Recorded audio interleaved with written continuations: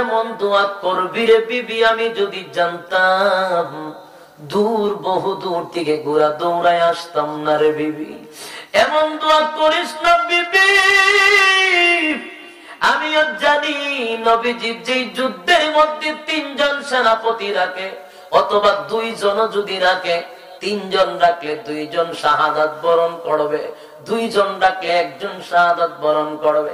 আমি জানি রে বিবি, আমারে তুই এমন দোয়া কইরা জান্নাতের নিয়ামত থেকে দূরে ঠেলায়া দিস না। বিবি রে, আমার গ্রান নাকের মধ্যে আমি জান্নাতের গ্রান পাইতেছি রে বিবি, বাধা দিস না। জান্নাত টার্গেট ফিল আপ করার সুযোগ করে দে, দে বিদায় দে, তোর সঙ্গে দেখা হবে হাসরের মাঠে। আল্লাহু আকবার বলেন, এই রাসূল বলেন আল্লাহু আকবার। জামিআ ফিসালিহি সাল্লাল্লাহু আলাইহি। আলহামদুলিল্লাহ।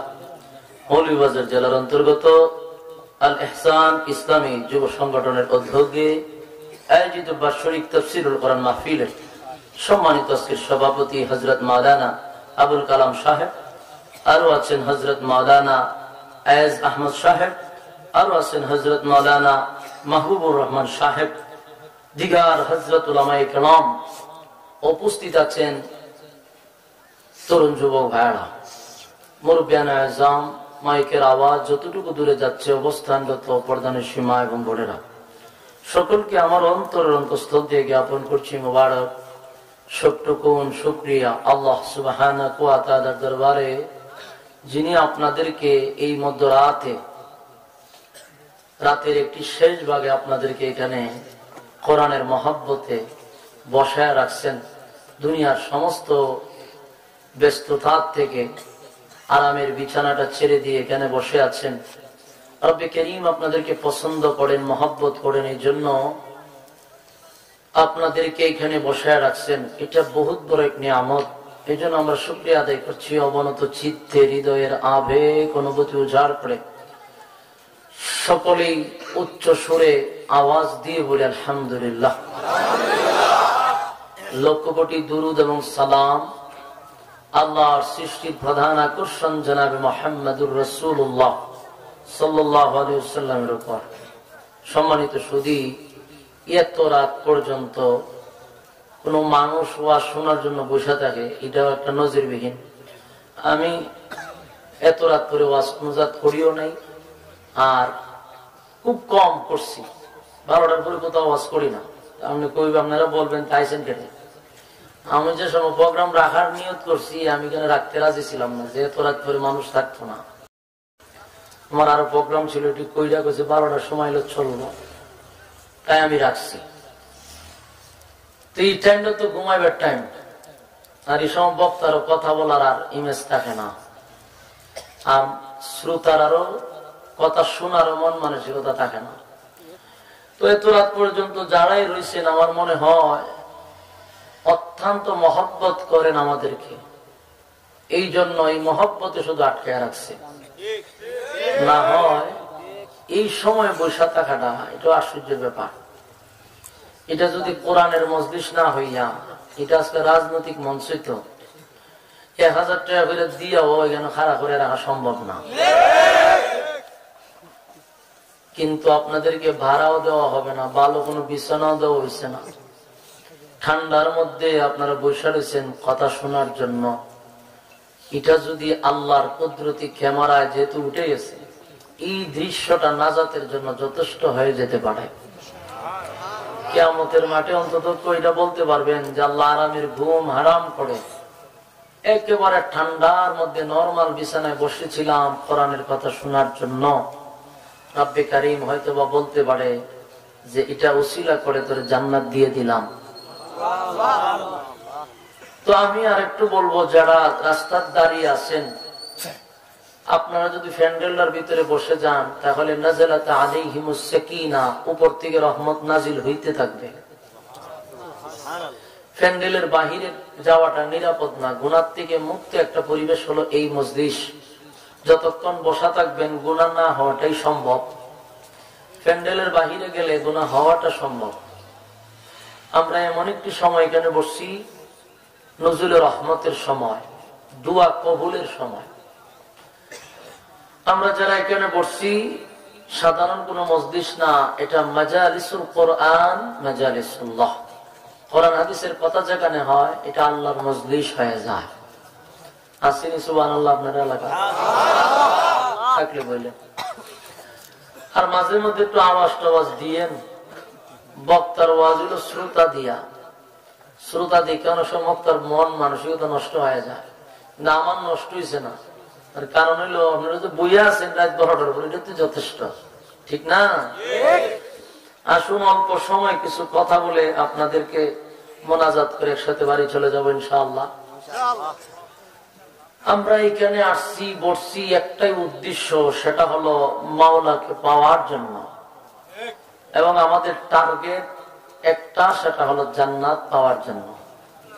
অন্য কোন উদ্দেশ্য আছে আপনারা? আমাদের টার্গেট জান্নাত। এই টার্গেট যদি জান্নাত হয়, বান্দা যখন কাজ করা শুরু করে আল্লাহ বলেন আমি টার্গেট ফিল আপ করে দিই, আমিন। আমরা সকলের বাড়ি ছিল জান্নাতে। আদম আলাইহিস সালামকে আল্লাহ দুনিয়াত পাঠাবেন, সেটা আল্লাহর আগের থেকে সিদ্ধান্ত ছিল। কিন্তু আদম নবীর আল্লাহ জান্নাতে রাইকা দুনিয়াত পাঠাইলেন কেন? এটা প্রশ্ন আসে না? দুনিয়া বানাইছেন আদম নবীরে পাঠানোর জন্য, তো দুনিয়া যেহেতু পাঠাইবেন তো আবার জান্নাতে কিছুদিন রাখলেন কেন? আর জান্নাতেই যেহেতু রাখছেন তো দুনিয়াত পাঠাইলেন কেন? এরকম একটা প্রশ্ন আসে কিনা? বা একটু আওয়াজ দেন। আপনারা যে আমার কথা শুনতেছেন আমি কেমনে বুঝবো যদি আওয়াজ না দেন? একটু হা না বললে কষ্ট হয়। আমরা তো জোহরের পর থেকে কথা বলা শুরু করছিলাম, এখন 12:30 পর্যন্ত কথাই কইতেছে। আমরা তো কথা কইতে কষ্ট হয় ঠিক, না পাইলেও কথা বলতে হয়। আপনারা তো আমরা জোর করি না, ইমানি জজবা যাদের বেশি তাদের আওয়াজও বেশি, এজন্য একটা আওয়াজ দিবেন নি কথা বল। আর আপনার ভিতরে ইমান ভরপুর, এটা লক্ষণ দেখা গেছে। কি দেখা গেছে? কারণ যার ভিতরে ইমানই জজবা আছে, ইমান মজবুত আছে, সে কোনদিন কোরআনের আওয়াজ শুনে ঘরে বসে থাকতে পারে না। তার একটা কারণ হইল, আমি আপনার বুঝাই এক্সাম্পল দিয়া। আপনারা এখানকার যারা সাপ ধরে এরা কি থাকা গাড়ুলি, সাপুরিয়া, সাপুরিয়া করি বাদ্যা বাদ্যা হয়। আমরা এখান আমরা কি থাকো গারুলি, গারুলি, সাপুরিয়া, বাদ্যা, ঠিক না? আচ্ছা, মানে আমার ভাষা বুঝি মাশাআল্লাহ। বাদ্যুন না যে কোনটা বুঝলাম না, হক কলতা বুঝলাম। আপনারও আমি 7 বছর খাটাইয়া গেছি, এটা মনে করছেন? বুঝি না কোনটা, বুঝি সব মাত আমি মারতে পারি, কিন্তু ওলা খান যদি আমি ওয়াজ করা শুরু করি আপনারা বুঝবেন। কিন্তু 64 জেলায় এইভাবে ওয়াজ করলে আমি আশা করি কেউ দাওয়াত দিত না। আমি ওয়াজ করার পরে আরেকজন বসায় রাখলাম বইটা ব্যাখ্যা কথা লেগে কথা বুঝতেছেন? কারণ আমরা সিলেটি ভাষা, আমরা ঠিকই মজা পাই। এই ভাষা গিয়া কুমিল্লা চাললে এরা বোঝো খারাপ, এটা ব্যাখ্যা করে লই আরেকজন রাখব। আমরা এক সিলেটটা ভাষা আর হইলো কক্সবাজারের ভাষা, এই দুই ভাষা কিন্তু মারাত্মক, কথা বুঝেন না? আপনারা কইলে ওলা সুন্দর মাত, আমরা মাতি, তারপর আপনার কাছে ভালো লাগে না, তো যাও কি? আমরা তো আপনার ভাষা নিয়ে প্রশংসা করিও, কিন্তু ভিন্ন জেলায় গেলে যে ছাইয়াটা সামনে কিতা হয়, কথা হয় না, খবর জিয়ারত করে, কথা বুঝতে পারছেন? তো কক্সবাজার গেলেও আমি আমরা ছায়া থাকি, ভাই কিতা কম, হ্যাঁ তার কথা বোঝার কোন সিস্টেম নেই। এটা যে বাংলাদেশের ভাষা আপনি কেন বুঝবেন? কক্সবাজারের ভাষা যারা শুনছেন বুঝতে পারবেন। ওর মারাত্মক ভাষা, চায়নার একেবারে কাছাকাছি। এরা বাদা হড়ে যাতে আমরা কয়ে যাই যায় এরা হড়ে যাতে টিয়েন দে না টিয়েন দে না মানে দাঁড়ান বাদা হড়ে যাতে টিয়েন দে না মানে কই দিতেছেন দাঁড়ান কথা বুঝতে পারছেন এই লেয়ারের ভাষা তো আমরা সিলেটের ভাষা মোটামুটি আমরা বুঝি কিন্তু অন্য জায়গায় বলা যায় না এই জন্য ভাষা চেঞ্জ করে কথা বলতে হয় আমরা তো 64টা জেলা ঘুরতে হয় আর আমার সবচেয়ে আশা কম পরে সিলেট খুব কম প্রোগ্রাম রাখি আমি কারণ সিলেটের সিস্টেম হইলো ময়মনসিংহ এর মতো সারা রাত ওয়াজ 12টার পরে বলে আইলেন 12টার সময় এলে কোনো অসুবিধা নাই এই একটু আরাম করি লেবা কিন্তু কুমিল্লা সিলেট যান বক্তা রাখে মাত্র 3 জন আর আপনারা ফুস্টারে যৎকান ধরে কথা বুঝতে হচ্ছে ফুস্টারে যৎকান ধরে দাওয়াত দিতে কিন্তু আমরা যান কুমিল্লার থেকে নিয়ে সারা বাংলাদেশ বক্তা সর্বোচ্চ মেইন দাওয়াত দেয় 2 জন আর মসজিদের ইমাম একজন 3 জন আর কোন বক্তা নাই সিস্টেম খুব সুন্দর বাদ মাগরিব থেকে ইমাম সাহেব এরপরে দাওয়াতি 2 জন মেহমান 8টার থেকে উঠবো 9টা 9:30 একজন শেষ 9:30 থেকে 11:30 মাহফিল শেষ এই জন্য আমরা ওইখান থেকে মজা পাই যাই হোক আসুন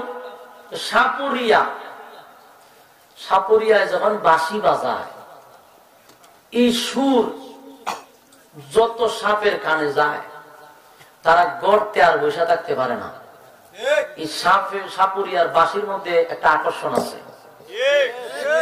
গর্তের ভিতরে কোন সাপ থাকে না দেখবেন এই সব সাপ গর্তের থেকে বাইরিয়া সাপুরিয়ার সামনে এসে হাজির ঠিক নেই এক সাপুরিয়া বাঁশি বাজাইতে গেছে সাপ হয় না বাঁশি বাজাইতে বেচার এক পর্যায়ে খুব ক্লান্ত আর রাগ উঠে গেছে সাপের প্রতি এত বাঁশি বাজায় কিন্তু সাপ হয় না আমার গর্ত ঠিকই আছে কারণটা কি শেষে রাগ করে ভাই কুদাল আনছেন রে কুদাল চিনুন আপনারা আচ্ছা যাক মিল লাগেছে কুদাল লইয়া কুদাল আনার পরে এই গর্ত করছে গর্ত ভরণ কইরা গর্তের ভিত্তিতে 2 সাপ বইয়া রয়েছে অহন্ত সাপ করিয়া চিন্তা তৈরি আছে কিরে 2টা দিয়ে বসা দেখা যায় 2টারে লাড়াটা দেখে একটা দুরা সাপ আর একটা মাইটা সাপ মাইটা সাপ দুরা সাপ চিনেননি খামড় দিলে মানুষ মরে অহন সাপ করিয়া কয় আমার একটা বুঝ হইছে যে এতক্ষণ যে আমি বাঁশি বাজাইলাম এই সুর কই গেল অহন বুঝছি যে আমি যদি ইসরাফিলের সিংহাত ফু দেওয়ার আগ পর্যন্ত বাঁশি বাজাই এই 2 সাপের শরীরে কোনো জজবা আসবে না তার কারণটা কি তা বিষ নাই তার কারণ কি কথা পায় না এরার শরীরে বিষ নাই সুতরাং এই বাঁশি বাজায় কোনো লাভ নাই হেরান লড়েও না ঠিক তেমনি ভাবে কোরআনের আওয়াজ কোন মুমিন শুনলে তার ভিতরে যদি ঈমান থাকে শক্ত গড়ে বসে রাখতে পারতেন না আর কিছু মানুষ আছে আর কানে কোরআনের আওয়াজ যায় কিন্তু লড়েও না তার কারণ কি তা বিষ নাই বলছি ঈমানের জজবা নাই কথা বুঝতেছেন আপনারা মাশাআল্লাহ যারা বইছে সকলেরই জজবা আছে তো আপনারা মাঝে মধ্যে যদি একটু হানা কম তাহলে আমার কথা বলার একটু উৎসাহ জাগবো আর যদি একেবারে চুপ তাহলে কথা বলার যে আগ্রহ এটা নষ্ট হয়ে যাবে এটা আওয়াজ টাওয়াজ দিবেন নি 12টার পরে তো এলে আপনারা একটু সজাগ করতেছে আওয়াজ দিয়ে আপনারা কেমন হুজুর আপনি ওয়াজ করবেন মুখ দিয়ে আপনারা কেন মাঝখানে কষ্টটা দেন বইয়া রয়েছি কোন রকমেরই বালা কারণ বক্তায় ওয়াজ করে মুখ দিয়া ঠিক না মাঝে মধ্যে হাত লড়াই কেন আমরা আপনার খতম করতে আপনার শুরু জায়গা এখন যদি কোন কমিটি হুজুর ওয়াজ করতেছেন মুখ দিয়ে হাতটি কেড়ে লাগান একটা রশি আনছেন হুজুর হাতটি বাইন্দা লাগে তখন যদি 2 হাত আমার এখানে বাইন্দা রেখে দেয় ওয়াজ খরণ যাবো নি খরণ যাবো খরণ যেত না মুখ কিন্তু আমার বন্ধ নেই ওয়াজ তো খরণ যাইবো কিন্তু হাত বান্ধা ওয়াজ করা যাবে কিন্তু সুবিধা হইতো না সে বইতো না কথা বইতে গিয়া ঠিক নেই মানুষ হাটে দেখবেন কিন্তু হাত এমনি হয় 2টা অটোমেটিক লড়ে ঠিক না কেউ যদি হাঁড়ি খাও দিয়ে 8টা কেড়ে লড়ে এটা বাইন্দালে ভিজে দিয়া হাঁটা যাবো নি যাইব কিন্তু কিতা হইতো না সে হইতো না ঠিক আমি ওয়াজ করি আপনারা যদি সুখ থাকেন ওয়াজ করুন যাবো কিন্তু সে হইতো না আমরা যদি একটু হা না বলেন তাহলে সে বইব, কথা বুঝতে পারছেন? শেভ করে দিবেন না? আচ্ছা আসেন, আদম আলাইহিস সালাতু ওয়াস সালামকে আল্লাহ পাঠাইবেন দুনিয়া, তো আল্লাহ জান্নাতে রাখলেন কেন? আর জান্নাতে যেহেতু রাখছে তা আবার দুনিয়া পাঠাইলেন কেন? এদের একটা কারণ হইল, আপনারা মুরুখ তো ফালেন, বাজার থেকে যারা মুরুখ কিনে আনে ফালার উদ্দেশ্যে, তারা বাজার থেকে আইনি কি আপনারা ছাইরা দেন না? এটার বাড়ির সাইডে বাইডে বাইন্দা তো রাখেন না? কিছুদিন বাইদা রাখিয়া দেন কেন? এটাকে নির্যাতন করবার লেগিয়া, গৃহবন্দী না বাইন্দা তো কারণ হইল যে ৩-৪ দিন যদি বাইন্দা রাখি অন্তত পক্ষে তার আসল বাড়িটা চিনতে পারবো। এরপরে ছাইরা দিলে সারা গ্রাম ঘুরেও দেখবেন সন্ধ্যাবেলা আপনার সামনে হাজির। এটা কেন বাইন্দা দিতেছে? বুঝা রয়েছে যে আমার ঘুরে গেলে আমার লাগবো। ঠিক তেমনি ভাবে আল্লাহ বলে আদম নবীর আমি দুনিয়া পাঠাবো, এটা আমার সিদ্ধান্ত, কিন্তু জান্নাত কিছুদিন রাখার কারণ হইলো তার আসল যে বাড়ি জান্নাত এটা চিনার জন্য। আমি পাঠাবো দুনিয়া, সে ঘুরে যেন আবার তার বাড়িতে পড়ে। তাই সমস্ত আদম সন্তান তাদেরও জন্মসূত্রে বাড়ি হইল জান্নাত। আমার বাপ মারে কিছুদিন রাখছে জান্নাত, তারা ফাটাইছে দুনিয়া ঘুরে, কিন্তু এরা জাগাত আমরাও ঘুরে আবার ওই জায়গাত যাইতে হইব। এটা আমাদের টার্গেট থাকতে হবে। আসার রাস্তাটা কিন্তু একটা ওই, কিন্তু যাওয়ার রাস্তা হবে দুইটা। কয়টা? দুইটা যে হবে, এটা মাঝখানে একটা পরীক্ষার মাধ্যমে। আল্লাহ দুনিয়ার হলটারে বানাইছে একটা পরীক্ষার হল, এখানে তুমি পরীক্ষা দিবা, আর ফেল এবং ফাঁসের মাধ্যমে তোমার ফলাফল হবে হয় জান্নাতি না হয় জাহান্নামী। সম্মানিত শুধু জান্নাতি এবং জাহান্নামী ডিপেন্ড করবে পরীক্ষার উপরে। আল্লাহ রাব্বুল আলামিন বলেন আমি আদম দুনিয়াতে পাঠাইছি একটা পরীক্ষা নেওয়ার জন্য। পরীক্ষায় যারা ফাঁস করবে প্রমোশন বাড়বে, ফেল করবে তো জাহান্নামে যাবে। আমরা এখন অলরেডি পরীক্ষা দিতেছি। দুনিয়ার পরীক্ষাটা আমরা কলেজ ভার্সিটি মাদ্রাসা পরীক্ষা দেই, এই পরীক্ষাটা বড় কঠিন। আর আল্লাহ বলেন আমার পরীক্ষা একবারে সহজ, কারণ দুনিয়ার পরীক্ষার হলে ঢুকার পরে প্রশ্ন দেয়, আর আল্লাহ বলেন আমার পরীক্ষাটা এত সহজ, হলের ভিতরে ঢুকবার আগে আমি প্রশ্ন আউট করে দিছি। কেন? ফেল করার লেগে না ফাঁস করার লেগে? আল্লাহ সাহেব বন্দাবান্দি ফাঁস করো, ভালো রেজাল্ট করে জান্নাতে আসো, এই জন্য আল্লাহ প্রশ্ন আউট করে দিছে। কোন কাজ করলে সওয়াব হবে, কোনটা হলে গুনাহ হবে, এটা আমরা জানার বাকি আছে। বালেগ হওয়ার আগে আমরা জানি কোন কাজ খারাপ কোন কাজ ভালো। এখন শুধু জানা আছে সব, খালি পরীক্ষা দেওয়া। দুনিয়ার পরীক্ষা 3 ঘন্টা সময় দেওয়া হয়, আর আল্লাহ বলেন আমার পরীক্ষায় কাউরে 60 বছর, কাউরে 50 বছর, কাউরে 30 বছর এরকম একটা সময় দিয়ে পাঠাইছি। এর ভিতরে পরীক্ষা দিয়ে শেষ করো, সময় শেষ হলে আর হলের ভিতরে থাকতে পারবা না। তাহলে আপনার পরীক্ষা দেওয়া দরকার না? পরীক্ষা দিয়ে উত্তীর্ণ হতে হবে, কারণ তোমার আমার টার্গেট তো জান্নাত। এই টার্গেট ফিল আপ করতে হবে। যুগে যুগে যারা জান্নাতে যাইবে সবাই পরীক্ষা দিয়ে যেতে হবে। আল্লাহ বলেন পরীক্ষাটা হলো দুনিয়া, আর রেজাল্ট আউট হবে হাসরের মাঠে। রেজাল্ট কোথায়? হাসরের মাঠে রেজাল্ট আউট হবে।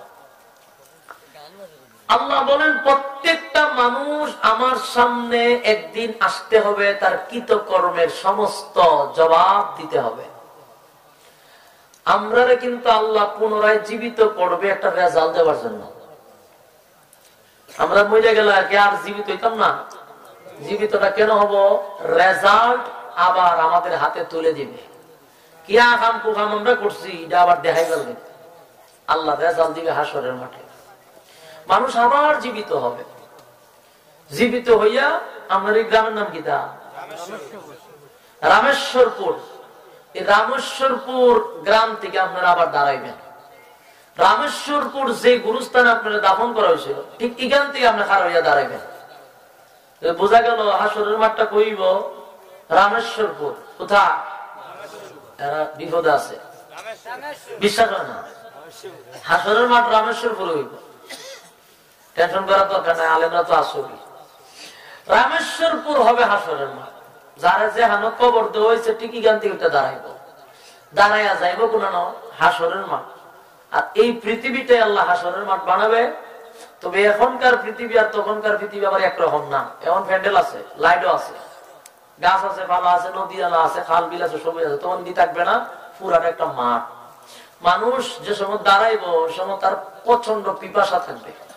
রাসূল বলেন সমস্ত সাগরের পানি যদি তার মুখে ঢাইলা দেওয়া হয় তার কলিজা ঠান্ডা হবে না। এমন পিপাসা লইয়া যখন দাঁড়াইব, রাসূল কয় এক দলের জন্য সুসংবাদ, আরেক দলের জন্য দুঃসংবাদ। সুসংবাদও আছে, দুঃসংবাদও আছে। সুসংবাদ কার জন্য?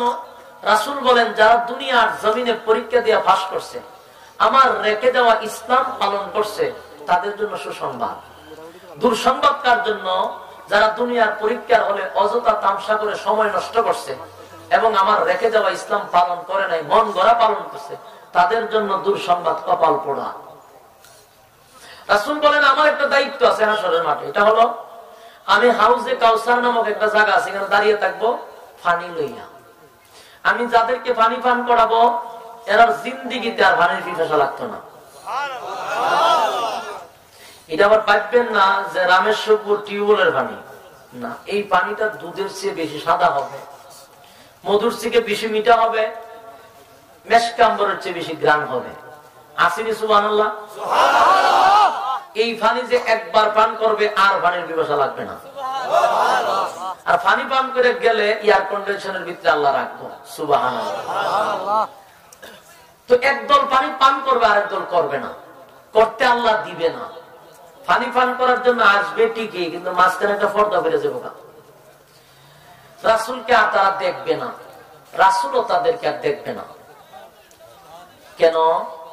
আল্লাহ নিজে নিষেধ করবা যে এরা পানি পান করে আমি দিব না। এর থেকে বড় কথা হইতে পারে?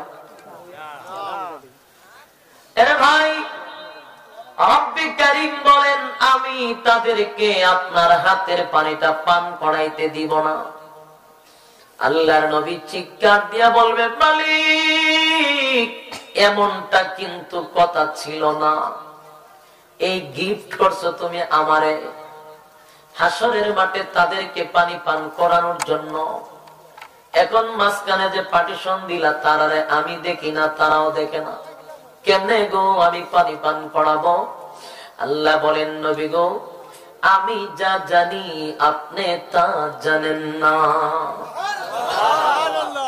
যে উম্মতকে পানি পান করানোর জন্য ঢিল মাখা দরদ লইয়া আপনি দাঁড়িয়ে আছেন, পানিটা পান করাবেন, তারা আপনি দুনিয়ার থেকে চলে যাওয়ার পরে আপনার রক্ত মাখা ইসলাম, দান দান বাংলা ইসলাম তারা পালন করে নাই, তারা তাদের মন গড়া ইসলাম পালন করছে। যেমনে মনে চায় এমনে চলছে। আমি আল্লাহ চাই না এই সমস্ত ধোঁকাবাজরা আপনার হাতের পানি পান কইরা কইরা ঠান্ডা করুক। আল্লাহ নবী ব্যতীত হইয়া বলবে উম্মতেরা আমি ইসলামের জন্য আমার সাহাবায়ে কেরাম রক্ত দিছে, আমি নবী রক্ত দিয়া কমপ্লিট ইসলাম তোদের কাছে আমানত রেখে আসছিলাম, কেন মন গড়া ইসলাম পালন করলি বল? নবী রাগান্বিত হইয়া বলবে সুহকান সুহকান লিমান গায়্যারা বাদি, দূর হ, এমন উম্মতের কোনো দরকার নাই। আমি শুধু আপনাদের কাছে জানতে চাই নবী যদি তোমারে আমারে বিদায় করে দেয় গো, হাসরের মাঠে কি আপন বলতে আর কেউ থাকবে? কেউ থাকবে না। হাসরের মাঠে একমাত্র আপন তোমার আমার নবী ছাড়া কেউ না। আল্লাহর নবী বলেন পানি পান না করে যারা যাইবে তাদের উপায় নাই। কলিজা পাটা পিপাসা লইয়া 50,000 বছর দাঁড়িয়ে থাকবে, জিহ্বা কুকুরের মতো বাহির হয়ে যাবে, মাথার মগজ গলে গলে পড়বে। 50,000 বছর পরে নবীর সুপারিশে বিচারের মাঠটা কায়েম হবে, বিচার শুরু হবে। বিচার শুরু হলে একটা দলকে আমার আল্লাহ বিনা হিসাবে জান্নাত দিবে, আরেকটা দলের কাছে আমার আল্লাহ হিসাব চাইব। হিসাব তাদের চাইবে, সবগুলা হিসাব হবে যৌবন কালের হিসাব। জোরে বলেন কোন কালের? আর জোরে কোন কালের? হিসাবটা হবে যৌবন কালের। কিন্তু আশ্চর্যের বিষয় হলো আমরা দরবেশ সাজি বৃদ্ধ কালে। এই হিসাব হবে যৌবন কালের, কিন্তু দরবেশ সাজিয়া হিসাব বৃদ্ধ কালে। এটা বড় আশ্চর্য ব্যাপার।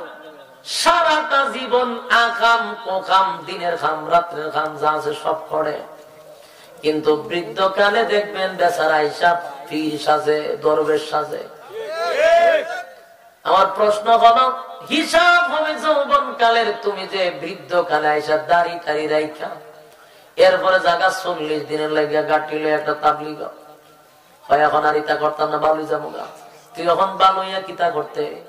সারা জীবন তো আকাম কুকাম কইরা গোল্ডেন প্লাস পাইছস, এখন দরবেশ সাজ্জা তুই কি করতি আমারে ক?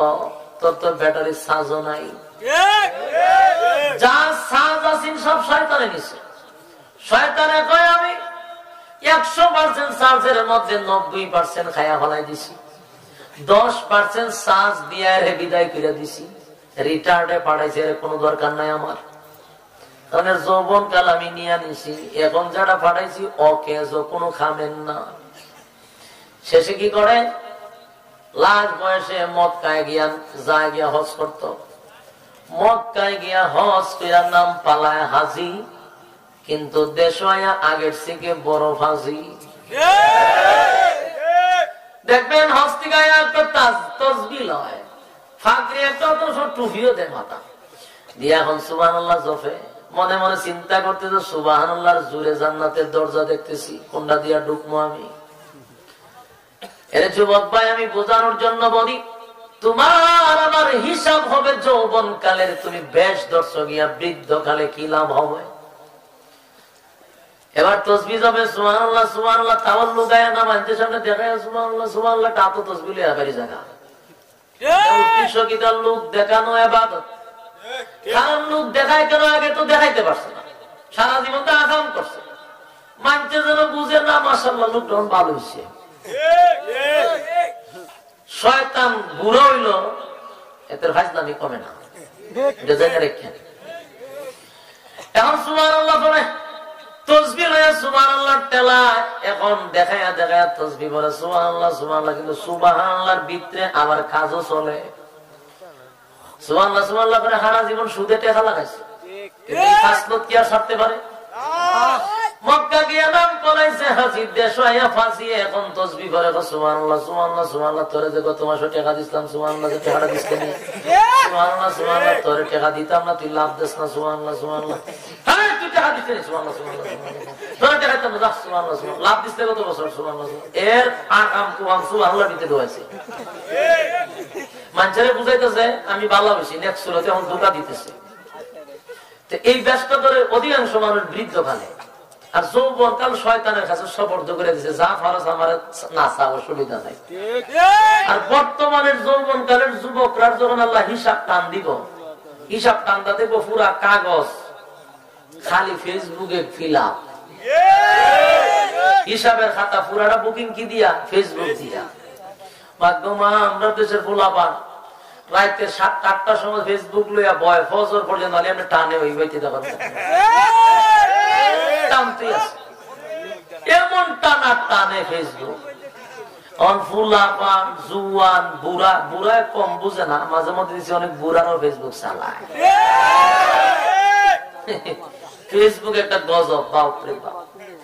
ফেসবুক টানা শুরু করে ফজর পর্যন্ত, মুয়াজ্জিন আযান দেয় সালাতু খায়রুম মিনান নাওম, ঘুম দিয়ে নামাজ ভালো, এখন ঘুমটা আমার জমছে বাবা, এতে সময় টান দিয়া ল্যাপটা জমা হয়।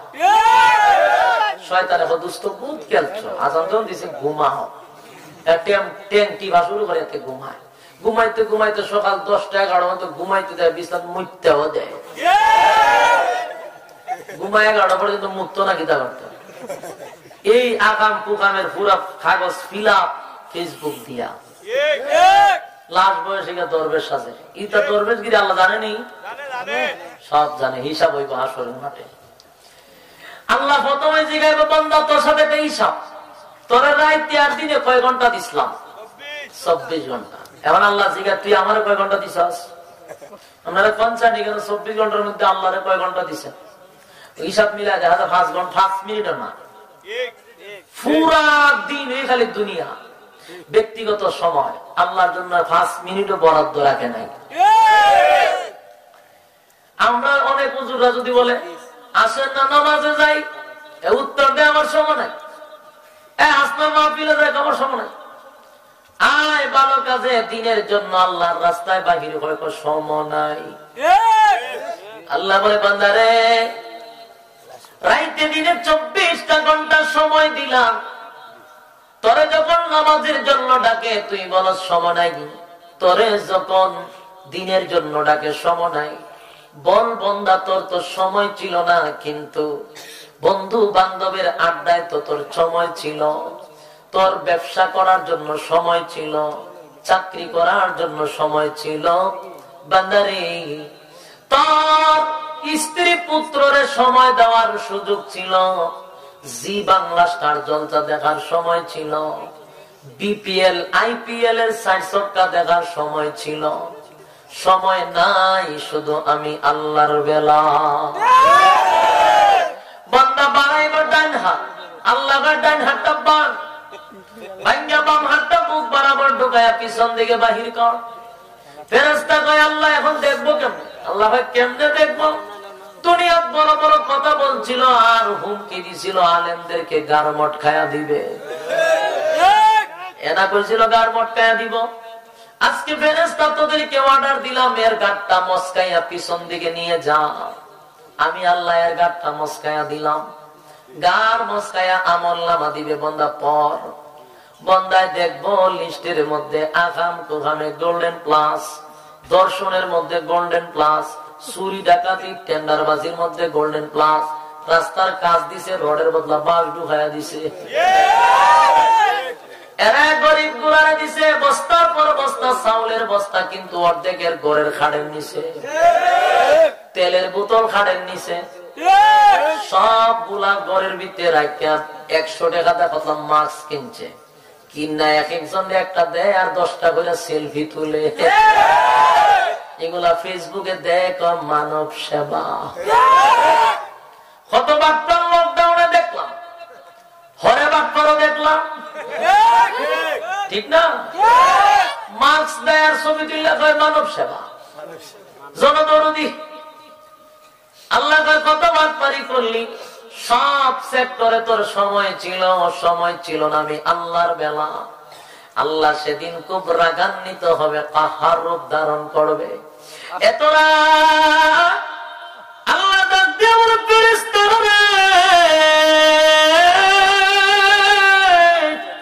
এই নাফরমানের ঘাড় মস্কায়া দেয় আমি আল্লাহর আজকে কোনো মায়া দয়া নাই কোনো মায়া দয়া নাই কোনো মায়া দয়া নাই এই বন্দায় আমার সকালে গালি দিছিলাম দুপুর বেলায় খাবার রেডি রাখছিলাম দুপুরে আমার গালি দিছে রাত্রের খাবার রেডি রাখছিলাম আমি তার বিরুদ্ধে কোন ধরনের কোনো কিছু করি নাই গজব পালায়া মারি নাই খালি তার সময় দিছি কোন সময় আল্লাহ বলে ডাক দিবে কিন্তু আজরাইল আসার আগ মুহূর্ত আমি আল্লাহরে আল্লাহ বইলা ডাক দেয় নাই অথচ এই নাফরমানদের অনেক কত নিয়ামত দিল একটা গরুরে যখন মানুষ জবাই করে তাকায়া দেখবেন গরুটা বাঁচার জন্য কত চারটা চারটি করে কত লাফালাফি করে 5-6 জনেও তারে দইরা রাখা যায় না গরুটা বাঁচার জন্য তার শরীরের সমস্ত শক্তি ব্যয় করে কিন্তু বান্দা তারে দইরা গলার মধ্যে ছুরি লাগায়া দেয় আল্লাহ বলেন আমি বেজার হই না রে বান্দা বেজার হই না খা বান্দা খাইয়া আমি আল্লাহর গোলামি কর আমি কি আল্লাহ বাধা দিছি না বাধা দেই না খা খায়া গোলামি কার কথা তারা কি ওয়াজ শুনতে বসত না ফাইজ দামি করালে বসত? এটা নিয়ে তো উড়ান বই হাসতেছে, উড়ান না কেন আপনারা? না উঠলো ওয়াজ করতো না, সিনি হেবেলে বসে হাসতেছে তামসা করে। তুই কারে বেটা উঠতো হেতের তুই তুই তুই বড় হাসি দিতেছ। আমি ওয়াজ করে তামসা করে, চিন্তা করছেন বিষয়টা? কথাগুলি মনোযোগ দিয়ে শুনে। আল্লাহ বলেন গুরু জবাই করছস। গুরু জবাই করার জন্য যখন মানুষ দেখবেন গরুটারে ফালায়, গরুটা বাঁচার জন্য চেষ্টা করে না, বহু চেষ্টা করে রে, কিন্তু এরপর গরুর গলায় ছুরি লাগাইয়া দেই। আল্লাহ বলেন আমি তারপর বেজার হই না, একটা মুরুখ জবাই করে দেখেন কত চারটা চারটি করে বাঁচার জন্য। আল্লাহ বলেন বান্দা তোর জন্য হালাল করছি, খা, খাইয়া গোলামিটা করিস আমি আল্লাহ। কিন্তু বান্দা তুই 24 ঘন্টার ভিতরে একটা ঘন্টাও সময় দিলি না। আমি আল্লাহ তোরে কত সময় দিলাম, আমারে দিলি না। বান্দারে আজকে আমার কোনো মায়া দয়া নাই। এইভাবে মানুষগুলাকে দইরা দইরা জাহান্নামে ঢুকাইবে। কিন্তু বাইরে যদি জ্ঞানী মানুষ তারা হয়, ওই লোকটা হলো জ্ঞানী যে পরকালের চিন্তা করে। এরাই হলো সঠিক জ্ঞানী, এরাই হলো বুদ্ধিজীবী। আর আমরা আজকে বুদ্ধিজীবীর নামের প্রতিবন্ধীদেরকে আমরা রাষ্ট্রীয় ভাবে সম্মান দিই, যারা বুদ্ধি ইচ্ছা খায়। এরা বলে বুদ্ধিজীবী। আমরা বাংলাদেশে কত বুদ্ধিজীবী আছে, মুরগি চুরাও একটা বুদ্ধিজীবী। সারা জীবন মুরগি চুরি করে হয়েছে বুদ্ধিজীবী। এরা বুদ্ধিজীবী নয়, যারা পরকালকে পিছনে রাইকা সামনের তারে গুরুত্ব মনে করে। আল্লাহ বলেন এরা বুদ্ধিজীবী নয়, বুদ্ধিজীবী তারা যারা পরকালকে নিয়ে চিন্তা করে। এটা ক্ষণস্থায়ী জিন্দেগি, চিরস্থায়ী জিন্দেগি নিয়ে যারা চিন্তা করে তারাই হলো জ্ঞানী। এরা পরীক্ষায় তুমি পাস করতে হবে। আল্লাহর নবীর অসংখ্য সাহাবায়ে কেরাম পরীক্ষা দিয়া এমন ভাবে পাস করছে, আল্লাহ বলেন রেজাল্ট আমি হাসরের মাঠে না, দুনিয়া তুই দিয়া দিছে। অসংখ্য সাহাবীদেরকে জান্নাতের সার্টিফিকেট আমার আল্লাহ দুনিয়া থাকতেই দিয়া দিছে। সুবহানাল্লাহ। কি পরিমাণ পরীক্ষা তারা দিছে। এর এক সময় তাদের তো তারারও তো বাচ্চা কাচ্চা ছিল, সব ছিল, কিন্তু তারা একটা মুহূর্তের জন্য আল্লাহকে ভুলে নেই। তাদের টার্গেট ছিল জান্নাত। জোরে বলেন কি? সাহাবায়ে কেরাম পরীক্ষা দিছে গো। তারা পরীক্ষা এমন ভাবে পাস করলো, দুনিয়াতে আমার আল্লাহ ঘোষণা দিছে তারা জান্নাতি। বাইরে কারণ তাদের টার্গেট ছিল জান্নাত।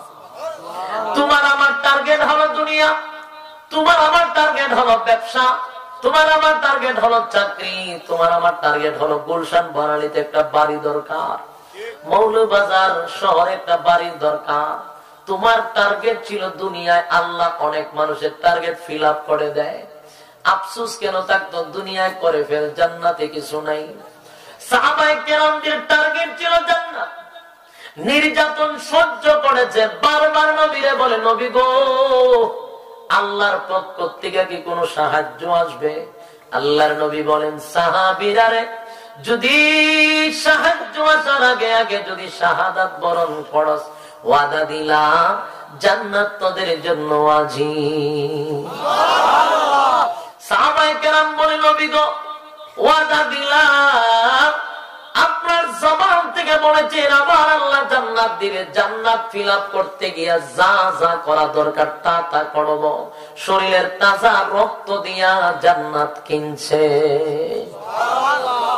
এই যুবক ভাই, জান্নাতের টার্গেট ছিল রে। সাহাবায়ে কেরামদের টার্গেট ছিল জান্নাত, টার্গেট ছিল জান্নাত। তোমার আমার টার্গেট থাকতে হবে জান্নাত। জান্নাত যদি টার্গেট থাকে, 5 ওয়াক্ত নামাজ আমরা এখন পড়তে সুযোগ পাই না, খালি ব্যস্ত, খালি ব্যস্ত। কিন্তু আপনি একটু বালিশের সঙ্গে মাথা লাগায় চিন্তা করেন তো দেখি, মুন্সি বাজার, মৌলভী বাজারের কত ব্যবসায়ী ভাইয়েরা আছে, ব্যবসা করে কিন্তু আজান দিলে 2 ঘন্টা লাগাইয়া 5 ওয়াক্ত নামাজ মসজিদে পড়ে আসে না নাই? কেন 2 ঘন্টা লাগায় মসজিদে যায়? তার টার্গেট হলো জান্নাত। এই জন্য দেখবেন চাকরি করে, চাকরির পাকে আল্লাহর সামনে গিয়া হাজিরা দেয়। বড় ব্যবসায়ী কিন্তু আল্লাহর সামনে হাজিরা দেয়, কারণ তার টার্গেট হলো জান্নাত। একই সাথে আরেকজন ব্যবসা করে, কিন্তু যখন আজান দেয় তার ব্যবসা জমজমাট হয়। আরেক ভাই আজান দিলে কাস্টমার রেখে শাটার লাগায় মসজিদে দৌড়ায়, কারণ ওই বন্দার টার্গেট তো জান্নাত। আরে যুবক ভাই, আমি তোমাদের কাছে পায়ে ধরে বলি, কিয়ামতের মাঠে যৌবনকালের হিসাব হবে গো, বৃদ্ধকালের হিসাব আল্লাহ মাইনাস করে দিব। বালেক হওয়ার আগেও কোনো হিসাব নাই, বার্ধক্যে পৌঁছে গেল আল্লাহ হিসাব নিবে না, হিসাবটা নিবে যৌবনকালের। আল্লাহ বললেন, যুবক যৌবনকাল দিয়েছিলাম, কোন কাজে ব্যয় করছ? হিসাব দে, হিসাব দে। এর যুবক ভাই, আমরা তওবা যদি করি যৌবনকালে করতে হবে। তওবা শব্দের অর্থটাই হলো ফিরে আসা। কোন সময় ফিরে আসবেন? যেই সময় গুনাহ করার কোনো ক্ষমতা নাই, এই সময় আপনি ফিরে কি করবেন? কথা হয় না? 80 বছর হয়ে গেছে, 70 বছর, 50 বছর, 60 বছর, এই সময় মেয়েদের দিকে তাকাইলে কোনো লাভ নাই। কথা হয় না? লাভ আছে। মেয়েরা কি পাল্টা মিস কল দিব? তুমি যতই মিস কল দাও, কল ব্রেক হবে না। কথা হয় না? এই সময় কয় আর জীবনে তা করতাম না, তুই কি তা করতে পারবে? করছেন বিকেলে তোরা তো শনি আটটা নিল খাবো না, তাহলে তুই আর কিটা করবে এখন? যেই সময় করার ক্ষমতা আল্লাহ দিছিল, তখন তো কিন্তু বাতিজা ছাড়ছ তো না। আকাম কুকামের গোল্ডেন প্লাস পাইছস, 100 দর্শন করে সেঞ্চুরি কইরা তারপরে মিষ্টি খাইছে। আল্লাহ বলে, বান্দারে ফিরে আসতে হবে যৌবনকালে। যৌবনকালে কেউ যদি আমার মালিকরে ডাক দেয় গো, একটা ডাকে 70 বার আমার মালিক জবাব দেয়। সারা জীবন ডাকছো না, বৃদ্ধকালে গিয়ে আল্লাহরে ডাকে। আবার তাহাজ্জুদের সমুদ্র জায়গা, ওইটা আল্লাহরে ডাকে আর কামনে। মসজিদ আজানের আগে চলে যায়, গিয়া গড়ির মধ্যে ধইরা রাখে মুয়াজ্জিন কয় মিনিট পর আজান দিছে। দুষ আর শেষ নাই, ঘুমে ধরে না তো তাহাজ্জুদ পড়তো না, কি করতো? বৃদ্ধ হয়ে গেল আর ঘুমে ধরে না, কারণ ব্যাটারি তো চার্জ নাই। যেই সময় ঘুমে ধরতো ওই সময় ইচ্ছা মতো ঘুমাইছে, এখন ঘুমে ধরে না, সে এখন আরম্ভ করছে ফিরাগি। আল্লাহ হয়তো বাট পারে আমি জানি, এখন ডাকলে কাম হইতো না। যে সময় কাম হইল, এই সময় আগাম কুকাম করছে, বালা করে বুঝি। এই জন্য যুবক ভাই, যৌবনকালে আমার মালিকরে ডাকরে। আল্লাহ বলেন, তোর জবানের দিকে তাকায়া থাকি, কখন আল্লাহ কইলা ডাক দিবি। আরে যুবক ভাই, যদি জান্নাত টার্গেট থাকে রে, তাহলে সমস্ত ব্যস্ততার মাঝে আমার মালিকরে সময় দেওয়ার সুযোগ আছে গো। সুযোগ কিন্তু পাওয়া যায় যদি টার্গেট থাকে জান্নাত। ঠিক নেই? তুমিও যুবক, সাহাবায়ে কেরামরা যুবক ছিল, তারা কিন্তু জান্নাতের টার্গেট ফিল আপ করছে। আল্লাহর নবীর একজন সাহাবী, মাত্র বয়স 18 থেকে 20 অথবা 21 হবে। এই 21 বছরের যুবক, সবে মাত্র তার বিবাহ হয়েছে। বিবাহের কাজ যখন কমপ্লিট হয়ে গেল, মিষ্টি বিতরণ হচ্ছিল। মিষ্টি বিতরণ হচ্ছে, ওই দিকে তার নববধূ সেজে গুজে স্বামীর অপেক্ষায় ঘরের ভিতরে বসা। আর স্বামী বেচারা মিষ্টি বিতরণ করে বউয়ের কাছে যাবে, এমন সময় তাকায়া দেখে একটা মানুষ কোথা থেকে যেন ঘুরা দৌড়াইয়া হুযায়ফা রাদিয়াল্লাহু তাআলা নূর কাছে এসে বলে, বাইরে এই সিটিটা আল্লাহর নবী আপনারে দিছে। সিটিটা কইলা দেখে হেডলাইনের মধ্যে বিশ্ব নবীর নাম। আল্লাহর নবীর নামটা পাইয়া চুমু দেয়, বুকে লাগান। তারপরে বিস্তারিত পইরা দেখে চিঠির মধ্যে নবীজি লেখছে, হুযায়ফা রে, আয় হুযায়ফা, হুনায়নের যুদ্ধ শুরু হয়ে গেছে হুযায়ফা। আমি হুনায়নের যুদ্ধে 3 জন সেনাপতি ঠিক করেছি। 3 জন সেনাপতির মধ্যে প্রথম সেনাপতি, প্রধান সেনাপতি হুযায়ফা ধরে রাখছি। আমার চিঠিটা পাইয়া দেরি করিস না রে হুযায়ফা। হুযায়ফা চিঠিটা পাইয়া চোখের পানি ছেড়ে ছেড়ে চিঠিটা বাস করে পকেটে ঢুকাইছে। কোন দিকে তাকায় নাই, ঘোড়ার উপরে লাফ মাইরা উঠছে, তরবারিটা হাতে লইয়া ঘোড়া টান দিছে। এলাকার মানুষটা আটকায়, এ হুযায়ফা, সবে মাত্র তোর বিবাহটা হইল। এ হুযায়ফা, নববধূর সঙ্গে একটাবার দেখাও করলি না।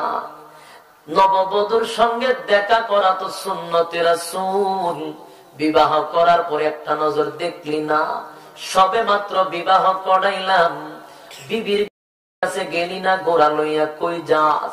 হুযায়ফা ডাক দিয়া বলে, আমার বাধা দিও না, আমার নবী আমার কাছে চিঠি পাঠাইছে। হুনায়নের যুদ্ধে আমি প্রধান সেনাপতি, আমার নবী বানাইছে। আমার নবীর চিঠি পাওয়ার পরে নবীর চেহারা মুবারকটা দেখা না পর্যন্ত নববধূর চেহারাটা দেখা আমি হুযায়ফার জন্য হারাম। আরে যুবক ভাই, একটা চিৎকার দিয়ে বলে আল্লাহু আকবার। উচ্চ আওয়াজে বলে আল্লাহু আকবার। তারাও যুবক, তুমিও যুবক, এদের টার্গেট ছিল জান্নাত। এ যুবক ভাই জুড়ে বলেন, তাদের টার্গেট কি ছিল? এরা তাদের টার্গেট ছিল জান্নাত। নববধূ সাইজা গুইজা স্বামীর অপেক্ষায় বৈশা রয়েছে গো, স্বামী আসবে মন বইরা দেখবো। কিন্তু স্বামী বেচারা গোড়া লইয়া, তরবারিটা লইয়া পরীক্ষা দেওয়ার জন্য যুদ্ধে চলে যায়। সেখানে গিয়ে আল্লাহর নবীর সঙ্গে যুদ্ধে যাওয়ার জন্য প্রস্তুতি নিতেছিল, যুদ্ধের সরঞ্জাম গুলি গুছাইতেছিল। এইভাবে যখন কাজ করতেছিল, হঠাৎ করে দেখে রে হুযায়ফার কাছে একজন লোক আইসা একটা চিঠি দিছে। হুযায়ফা চিঠিটা কইলা দেখে নববধূ, তার নববধূ নতুন স্ত্রী ঘরে রাইখা যাচ্ছে, সেই স্ত্রী তার কাছে একটা চিঠি পাঠাইছে। চিঠির মধ্যে লেখছে, প্রাণের স্বামী গো, আপনার সঙ্গে না আমার সবে মাত্র বিবাহটা হইল, একটা নজর দিয়ে আমারে দেখলেন না। আমি সাইজা গুইজা আপনার জন্য অপেক্ষায় আছি, প্রাণের স্বামী, একটা নজর দিয়ে আমার দেখলেন না। আপনি যুদ্ধের ময়দানে চলে গেলেন, আমি বাধা দিব না। আল্লাহর জন্য, দিনের জন্য, ইসলামের জন্য যুদ্ধের ময়দানে গেছেন। আমি এমন স্ত্রী নয় যে আপনাকে বাধা দিব, বাধা দিব না গো স্বামী। তবে আমি আপনার কাছে একটা আবদার, আপনি যদি একটা নজর আমার দেখতেন, আমিও যদি আপনার একটা নজর দেখতাম। একটু আসেন না প্রাণের স্বামী, একটু আসেন। হুযায়ফা চিঠিটা বাস করে পকেটে ঢুকায় রাখছে, কোন উত্তর দেয় না। আবার কাজ করতে লাগলো। কিছুক্ষণ যেতে না যেতে হুযায়ফার স্ত্রী আবার একটা চিঠি পাঠাইছে। চিঠির মধ্যে একই কথা বারবার বলে, আরে প্রাণের স্বামী, একটা নজর শুধু আপনার মন বইয়া দেখবো গো, আসেন না গো স্বামী, একটা নজর আপনারে দেখবো। আপনি আমার স্বামী, একটু আসেন না, আমি যেন আপনারে কিয়ামতের মাঠে স্বামী হিসাবে চিনতে পারি, এই জন্য শুধু একটা নজর দেখে চিন্না রাখবো, আসেন। স্বামী বেচারা চিঠিটা আবার পকেটে ঢুকাইছে। আবার চিঠি আসছে। এবার আল্লাহর নবীর চোখে ধরা পড়ে গেল। নবী বারবার দেখে কে যেন হুযায়ফার চিঠি দিয়া বিরক্ত করে রে। আল্লাহর নবী ডাক দেয়া বলে, হুযায়ফা রে, ও হুযায়ফা, কে তোমার চিঠি দিয়া ডিস্টার্ব করে? হুযায়ফা চোখের পানি ছেড়ে দিয়া বলে, নবী গো, সবে মাত্র বিবাহ করেছে গো নবী। আপনার চিঠিটা পাওয়ার পরে একটা সেকেন্ড দেরি করি নাই গো নবী, নববধূ গড়ে রাইকা একটা নজর দেখি নাই, আপনার প্রেমে পাগল হইয়া জান্নাতের টার্গেট ফিল আপ করার জন্য ছুটে আসছি যুদ্ধের ময়দানে। এই জন্য বিবি বারবার চিঠি দিয়ে আবদার করে একটা নজর নাকি আমার দেখবে, আমি যদি শাহাদাত বরণ করি কিয়ামতের মাঠে যেন আমার দিকে চিনতে পারে। আল্লাহ নবীর চোখে পানি ছেড়ে দিয়া বলে, হুযায়ফা রে,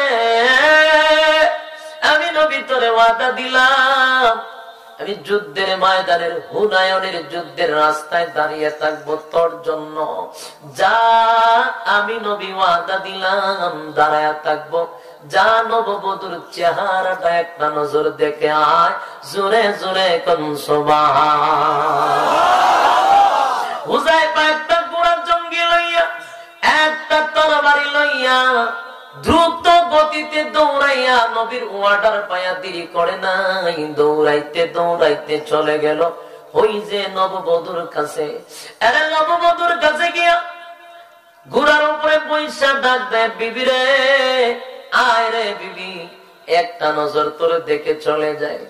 আরে বিবি স্বামীর কণ্ঠ শুনে পাগল হইয়া ঘর থেকে দৌড়াইয়া বাইরে দেখে স্বামী বেচারা ঘোড়ার উপরে বসে আছে। বিবি ডাক দিয়া বলে, প্রাণের স্বামী।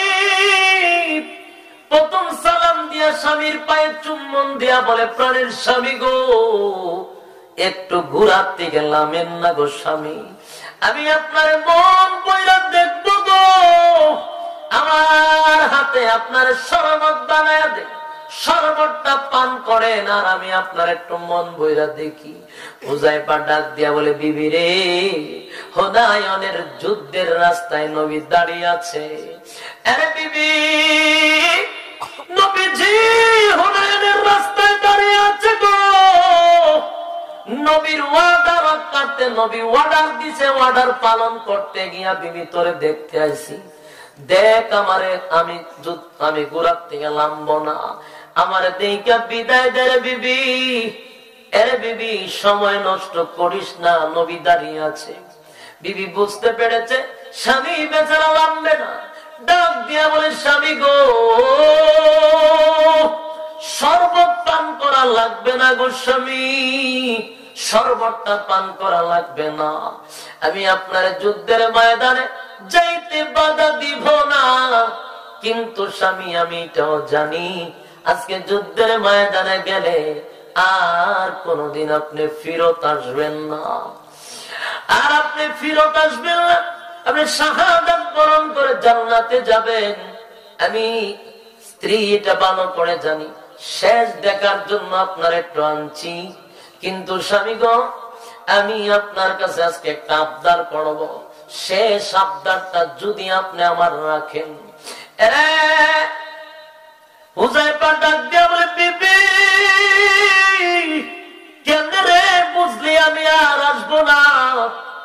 কিভাবে বুঝলি বল? ওই নববধূ ডাক দিয়া বলে, স্বামী গো, যখন আমি শুনেছি হুনায়নের যুদ্ধে 3 জন সেনাপতি আল্লাহর রাসূল ঠিক করেছে, এর মধ্যে প্রধান সেনাপতি আপনি, আমি জানি যে যুদ্ধে 3 জন সেনাপতি নিয়োগ দেওয়া হয়, ওই যুদ্ধের 2 জন সেনাপতি শাহাদাত বরণ করবে, এর মধ্যে কোনো সন্দেহ নেই। কারণ একজন সেনাপতি সেই জায়গার মধ্যে 3 জন কেন করা হইল? 2 জন শাহাদাত বরণ করবে, 1 জন বেঁচে থাকবে। তাই আপনি প্রধান সেনাপতি, প্রথম শাহাদাত বরণ আপনি করবেন, এর মধ্যে কোনো সন্দেহ নেই। এর যুবক ভাই, এই হুযায়ফা ডাক দিয়া বলে, বিবি রে,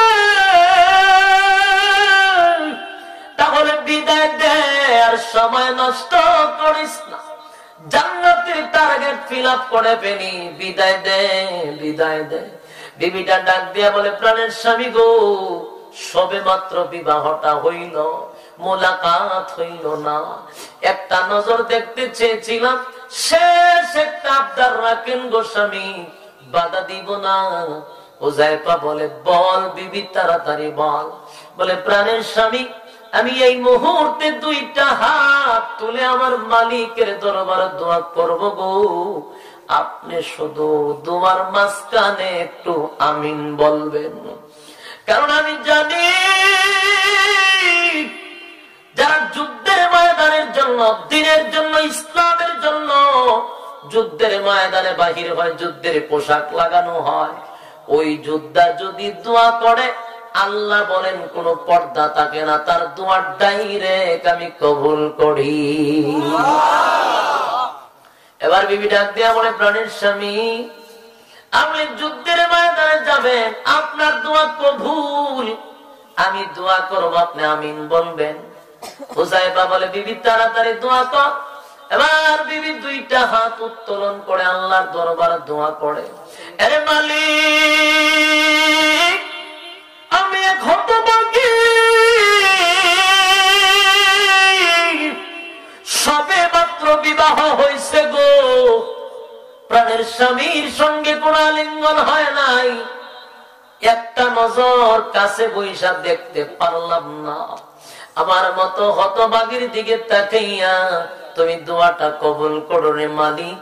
আমার স্বামী যুদ্ধের ময়দানে যাইব, আমি বাধা দিব না, দিনের জন্য, ইসলামের জন্য জিহাদ করবে, বাধা দিব না, তবে আপনি যদি আমার মতো হতভাগীর দিকে তাকাইয়া একটু দোয়াটা কবুল করতেন।